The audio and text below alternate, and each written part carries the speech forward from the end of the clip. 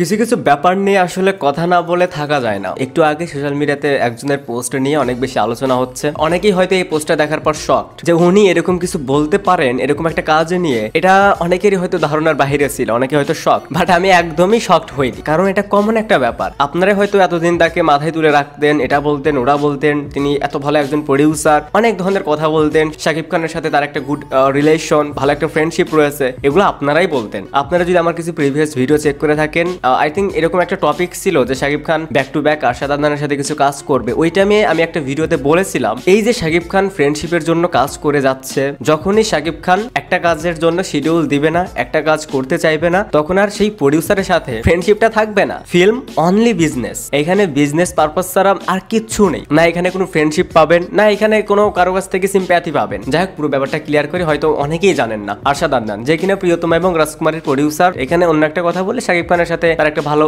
Friendship রয়েছে, যেটা শাকিব খান বা আরশাদ আদনান তারা প্রায় ইন্টারভিউতে বলে থাকে। কাল রায়হান রাফি এবং শাকিব খানের আপকামিং ফিল্ম তুফানের টিজার ড্রপ করে, এবং টিজারটা ড্রপ করার পর থেকেই তো পুরা সোশ্যাল মিডিয়াতে তুফানই হচ্ছে। আর তুফানের টিজার নিয়ে তুফানের রিয়াকশন হবে, সোশ্যাল মিডিয়া গরম থাকবে, এটা খুবই স্বাভাবিক, কারণ টিজারটা সেই মানেরই ছিল। তো আজকে আই থিঙ্ক রায়হান রাফি একটা পোস্ট করেছিল যে কি ভয় পাচ্ছিস, এটা কিন্তু টিজারেরই একটা ডায়লগ ছিল চঞ্চল চৌধুরীর। একটু আগে দেখলাম আরশাদ আদনান এটার কাউন্টার একটা রিপ্লাই দিয়েছে, নকল পণ্যের বাজারে সয়লাভ, আই মিন জয়লাভ। হ্যাঁ, ভয় পাইছি এত কপি এবং নকল দেখে। মানে ওনার কাছ থেকে এরকম একটা স্ট্যাটাস, এটা অনেকের কাছেই আনএক্সপেক্টেড। আই থিঙ্ক তুফানের যে film makers Raihan Rafi, Shakib Khan, I think ওনাদের কাছেও এটা আনএক্সপেক্টেড। যেখানে আরশাদ আদনানের উচিত ছিল এই টিজারটা শেয়ার দিয়ে অ্যাপ্রিসিয়েট করা, সেখানে ওনার কাছ থেকে এরকম একটা লেখা, এরকম একটা স্ট্যাটাস, এটা সত্যি লজ্জাজনক। উনি এই পোস্টটা কোন সেন্সে করেছেন এটা জানি না, বাট এই পোস্টটা আরশাদ আদনানের পার্সোনালিটির সাথে যায় না। এই পোস্টটা যদি এমডি ইকবাল করতো এটা মেনে নেওয়া যেত, বাট আরশাদ আদনানের মতো একজন ব্যক্তির কাছ থেকে এরকম পোস্ট, এরকম কিছু লেখা,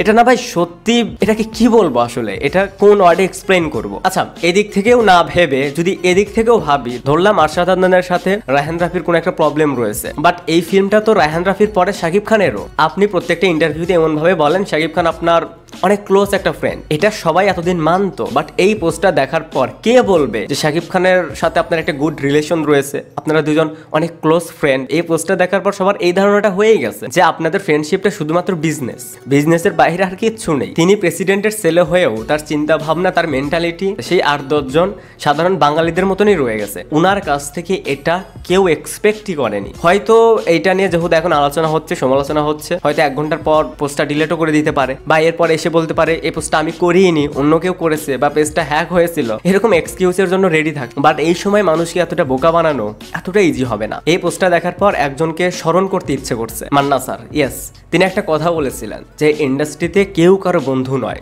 এটা হতেই পারে না। আর এইটার আর একটা proof Arshad Adnan. I think Shakib খানের সাথে তার একটা কোনো ঝামেলা হয়েছে, বা রায়হান রাফির সাথে আরো যে 2টা না 3টা প্রজেক্ট শাকিব খানকে নিয়ে করার, হয়তো শাকিব খান সেগুলা নিয়ে তেমন এখন একটা আগ্রহী না, যার কারণে অ্যাপ্রিসিয়েট না করে এরকম একটা স্ট্যাটাস। এইটা কখনোই সম্ভব না যে বাংলা ইন্ডাস্ট্রি নেক্সট 5 ইয়ার্স পর অনেক ভালো একটা জায়গায় থাকবে। এদের দরকার আছে প্রডিউসার হিসেবে, বাট এদের যে মেন্টালিটি, এদের যে চিন্তা ভাবনা, এইটা চেঞ্জ না হওয়া পর্যন্ত শুধুমাত্র আমি 10টা সিনেমা বানালাম 10 কোটি বাজেট দিয়ে, এইটাতে শুধুমাত্র ইন্ডাস্ট্রি কখনো গ্রো করতে পারে না। এখানে দরকার একে অপরকে সহযোগিতা। যদি সেম কাজ ওয়েস্ট বেঙ্গলেও হতো, প্রত্যেকটা অ্যাক্টর, প্রত্যেকটা ডিরেক্টর, প্রত্যেকটা প্রডিউসার সেই কাজটাকে অ্যাপ্রিসিয়েট করতো। আমরা সেটা চেঙ্গিজের সময় দেখেছি। হ্যাঁ, অনেকেই সেটার নিয়ে ঝামেলা করেছে, বাট ইন্ডাস্ট্রির প্রত্যেকটা ডিরেক্টর থেকে শুরু করে অ্যাক্টররা কিন্তু সেটাকে সাপোর্ট করেছে। আমাদের এখানে এটা হবে না, কারণ ওই যে হিংসা। আর ভাই হিংসা হবেই না কেন?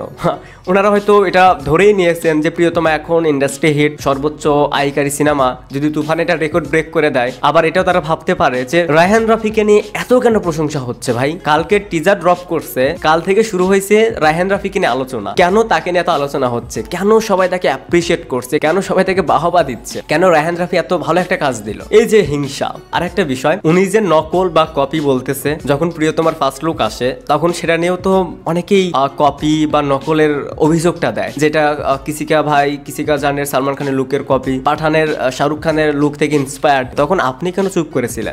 আপনার ফিল্ম এজন্য। এইখানে কপি নকল এটা কই থেকে পেল? এই কথাগুলা তারাই বলে যাদের ফিল্ম রিলেটেড নলেজ খুবই কম, যারা শুধু জীবনে কেজিএফ আর পুষ্পা এবং অ্যানিমেলের বাইরে অন্য কোনো সিনেমা দেখেনি, তারা গডফাদার দেখেনি, তারা হিস্টোরি অফ ভায়োলেন্স দেখেনি, আই থিঙ্ক তারা নামই শোনেনি। কেজিএফ এর পরে তো অ্যানিমেল হয়, ওইখানে তো রণবীর কাপুরের লং হেয়ার ছিল, সেই মেশিন গান ছিল, কই সেটা নিয়ে তো কেউ কোনো আলোচনা করেনি, সেটা নিয়ে তো কেউ কপি বা নকল বলেনি, কারণ তারা জানে যে 2024-এ এসে একটা ফিল্ম বানাতে গেলে অন্য কিছু থেকে ইন্সপায়ার হতেই হবে। অন্য একটা ফিল্মের সিকোয়েন্সের সাথে আপনার একটা ফিল্মের সিকোয়েন্স মিলেই যাবে। যে আপনি একটা গ্যাংস্টার বেসড ফিল্ম বানাচ্ছেন, সেখানে আপনি অন্য কোনো গ্যাংস্টার ফিল্ম থেকে ইন্সপায়ার্ড হবেন না, সেই সিকোয়েন্সগুলো থেকে আপনি ইন্সপায়ার্ড হবেন না, আপনি বানাতে পারবেন না। 2024-এ এসে আপনাকে অন্য একটা কাজ থেকে ইন্সপায়ারেশন নিতেই হবে। এর চেয়ে বড় কথা, তুফানের টিজার আপনি কেন আরো 10টা ডিরেক্টর একসাথে করেও তাদের কাছ থেকে সেই আউটপুটটা বের করে আনতে পারবেন না, এটা ইম্পসিবল। এইরকম একটা মানুষের কাছ থেকে এইরকম একটা কথা, মানে কি বলবো আসলে ভাই, সবাই এমডি ইকবাল হয়ে যাচ্ছে। এদের ফিল্ম সম্পর্কে নাই কোনো নলেজ, না তারা একটা বাইরের কাজ দেখ, পরে থাকে শুধু বাংলা জিনিস নিয়ে, টিপিক্যাল জিনিস নিয়ে, নায়ক নায়িকা মারা যাবে, হ্যান হবে ত্যান হবে, এইসব নিয়ে। তো আপনি 10টা সিনেমা বানান 10 কোটি বাজেট দিয়ে, টোটাল 100 কোটি, ফিল্মের কোনো উন্নতি হবে না যতদিন না এই চিপ মেন্টালিটি দূর হবে। আর কিছু বলার নেই, আপনারা আপনাদের ওপিনিয়ন জানাতে পারেন। আর কিছুক্ষণ পর হয়তো এরকম একটা নাটক শুরুই হতে পারে যে পোস্টটা ডিলিট হয়ে যাবে, এরপর এসে বলবে এটা তো আমি করিনি। So let's see.